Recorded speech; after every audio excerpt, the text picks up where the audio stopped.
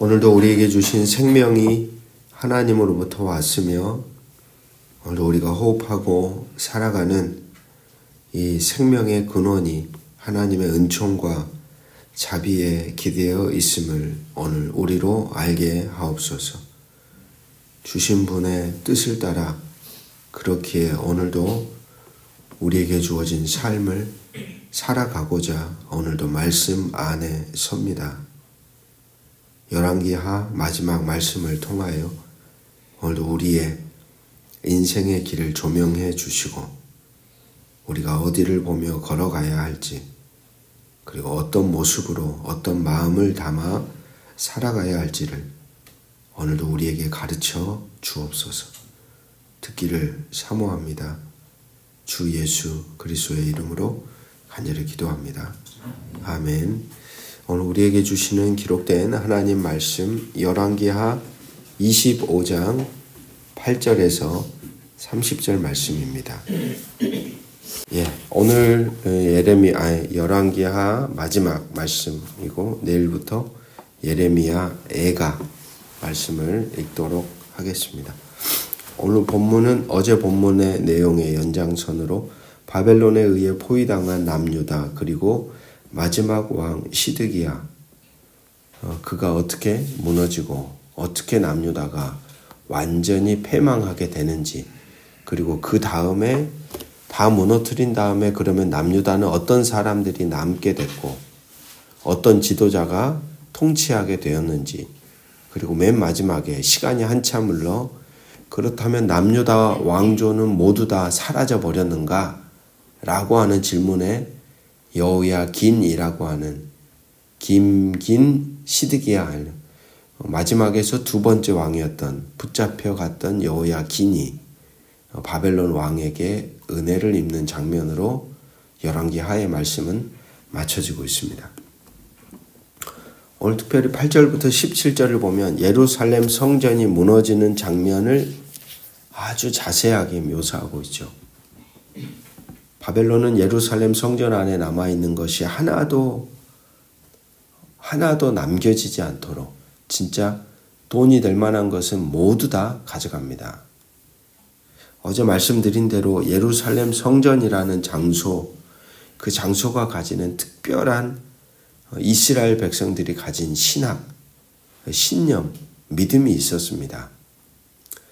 시온 신학이라고도 하고 다윗 왕조 신학이라고도 하고 성전 신학이라고도 합니다. 무슨 말이냐면 하나님이 거하시는 예루살렘은 절대 무너지지 않아. 하나님의 집인 예루살렘 성전은 절대 무너지지 않아.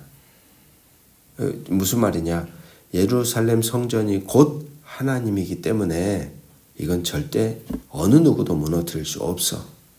라고 하는 신학이 그들의 머릿속에 있었고 그것을 굳건하게 신앙으로 믿고 있었다라는 말입니다.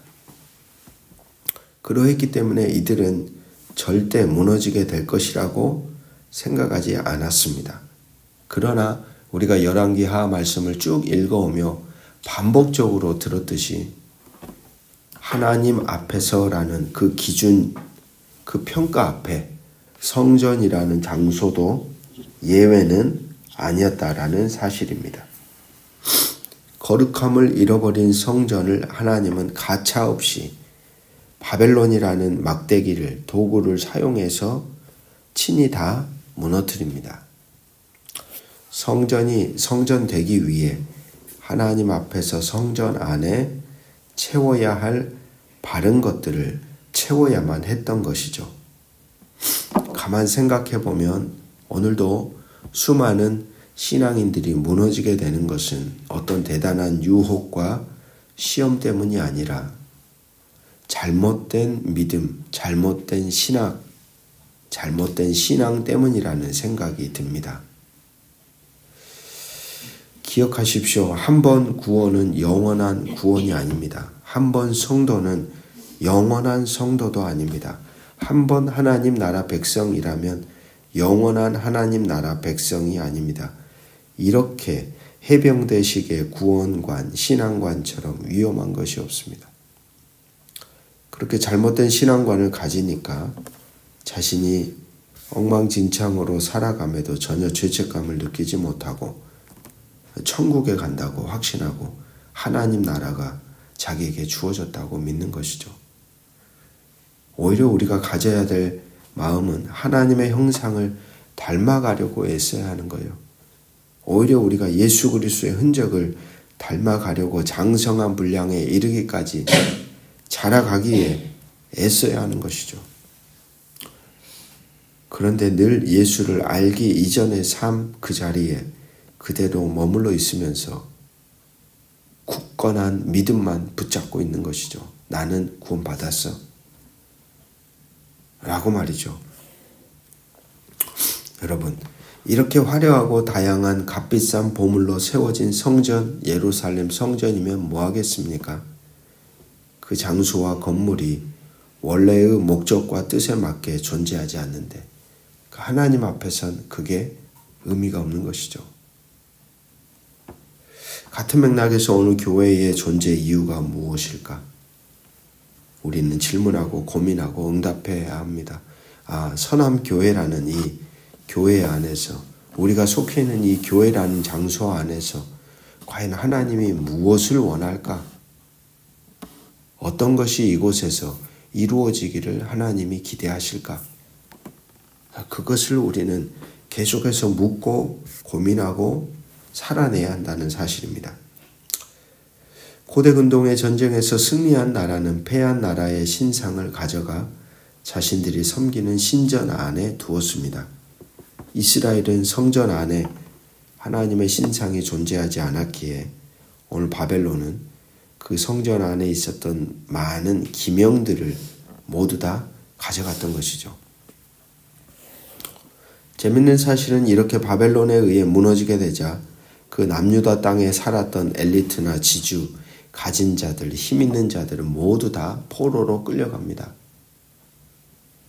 그리고 죽임당하고, 그리고 남유다가 거하였던 그 땅에는 12절을 보십시오. 시위대장이 그 땅에 비천한 자를 남겨두어 포도원을 다스리는 자와 농부가 되게 하였더라. 오히려 남유다 땅에는 개혁이 일어난 겁니다. 순식간에. 위에 있었던 지도자들, 가진 자들, 힘 있는 자들, 소유 많았던 자들, 떵떵거리고 교만하게 살았던 사람들은 모두 다 끌려가고, 그 땅에 짓밟히고 억눌리고 땅도 없었던 사람들이 졸지에 땅을 가지는 자가 된 거죠.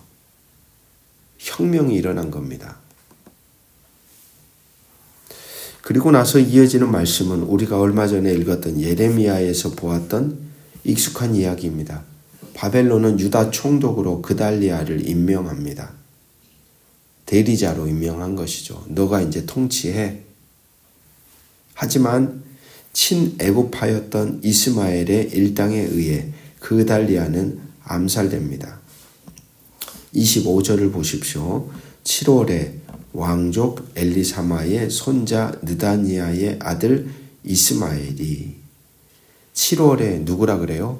왕족이라 그래요. 왕족. 어떤 왕족요? 다윗 왕족. 그러니까 혈통 속에 있는 왕족에 속한, 왕족의 가문에 속한 왕족의 족보를 가진 사람이, 그달리아는 왕족이 아니었던 겁니다. 근데 딱 그 사람을 왕처럼 감독으로 세워놓으니까 몹시 분개한 거죠. 왕족으로서 못마땅했던 겁니다. 다윗 왕족의 회복을 위한 암살을 시행합니다.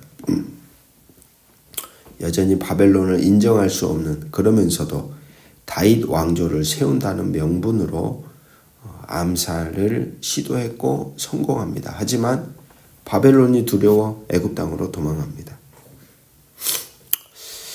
이런 비참한 상황으로 열왕기하가 끝났더라면 아마 암울했을지 모르겠습니다만 마지막 27절부터 30절에는 그동안 잊혀졌던, 바벨론으로 끌려갔던 다윗 왕조에 속한 한 왕에 대한 이야기를 들려주며 마무리하죠. 바로 여호야긴입니다. 27절을 보면 유다의 왕 여호야긴이 사로잡혀 간 지 37년, 곧 바벨론의 왕 에일무로닥이 증위한 원년 12월 그달 27일에 유다의 왕 여호야긴을 옥에서 내놓아 그 머리를 들게 하고, 감옥에 끌려가서 비참한 왕이 되어서 이제 끝났구나 생각했던 그 잊혀졌던 왕이 놀랍게도 에일무로닥 왕이 즉위한 그 첫 해에 한마디로 특사 같은 일이 일어난 거예요. 풀려난 겁니다. 근데 풀려나기만 한 게 아니라 예우를 다해서 대해 주는 거예요. 이스라엘 안에 어떤 소망이 있을까? 그달리아도 죽고 왕족이라고 살해했던 사람도 애굽으로 도망가고 남유다 땅은 정말 이제 비참한 어디에도 뜻을 둘 수 없는 상태가 되었는데 과연 어떤 소망이 있을까라고 질문하는 사람들에게, 열왕기하를 읽는 사람들에게, 그리고 포로로 끌려갔던 사람들에게 하나님이 소망의 소식을 전해주는 거죠. 과연 누가 다윗의 후손이 되어 다윗의 통치를 대행할까? 아직 소망이 있다라는 그림을 마지막으로 남겨주면서 복선으로 깔아주고 열왕기하의 말씀은 마무리되고 있습니다. 이 대목에서 저는 하나님의 마음이 참 깊고 넓구나라는 생각이 듭니다. 인간인 우리가 헤아릴 수가 없습니다. 여전히 열려진 열왕기하의 마지막 이야기를 통해 포로로 붙들려 가던 이들에게 하나님은 한 가닥의 소망을 허락하시는 것이죠. 여러분, 어떤 절망스러운 자리에 서더라도, 심지어 그것이 하나님의 심판 때문이더라도, 때로는 나의 죄 때문에 내가 당하고 있는 어떤 결과일지라도, 하나님은요, 가능하다면 어떤 이유라도, 어떤 핑계라도 생긴다면 그렇게 치셨던 이들을, 무너뜨리셨던 이들을 다시 소망을 주셔서 일으켜 세우시려는 분입니다. 자신들의 악하고 추하고 더러운 흔적들을 바로 인식하고 깨닫고 탄식할 때 언제라도 일으켜 세우시려는 분. 완전히 잘라버릴 수 없는 하나님의 마지막 붙듦이 저는 열왕기하 마지막에 있다고 생각이 듭니다. 완악한 존재인 인간이 하나님과 여전히 이어져 살아갈 수 있는 이유가 바로 거기에 있는 것이 아닐까요? 지금도 이 지구 위에 60억이 훨씬 넘는 수많은 사람들이 살아갑니다. 얼마나 악한 자들이 많습니까? 도대체 왜 지속시킬까? 왜 유지시킬까? 그것은 바로 자신의 형상으로 빚으신 사람들을 바라보시며 매정하게 다 잘라버리질 수 없는 하나님의 붙듦이 어쩌면 사랑이겠죠. 그것이 여전히 하나님께 있기 때문입니다. 그분의 끊을 수 없는 사랑과 자비와 은혜에 기대어 성경의 이야기는 계속해서 기록되어졌었고, 그 이야기는 오늘 2024년을 살아가는 오늘 우리에게까지 흘러왔던 것입니다. 사랑하는 성도 여러분, 하나님의 은총과 사랑과 자비에 기대어 오늘 우리는 인생을 살아가고 있습니다. 그 사실을 오늘도 우리의 중심에 되새기며 우리도 그 은총에 응답하며 살아가는 복된 인생을 오늘도 만들어 가시기를 주의 이름으로 축복합니다. 기도하겠습니다. 하나님, 오늘도 하나님의 부름에 맞게 우리의 존재를 거룩하고 신실하게 잘 빚어갈 수 있도록 우리를 붙드시고 선한 길로 인도하여 주시옵소서. 성령께서 순간순간 다스리시고 통치하시고 잘려지지 않는 하나님과의 관계, 하나님의 은총과 사랑과 자비에 기대어 오늘 우리가 선 자리가 때로는 절망스럽고 고통스러울지라도 하늘이 허락하시는 그 소망에 기대어 우리에게 주어진 삶을 존재를 다해 살아갈 수 있도록 우리를 붙드시고 인도하여 주시기를 주 예수 그리스도의 이름으로 간절히 기도합니다. 아멘.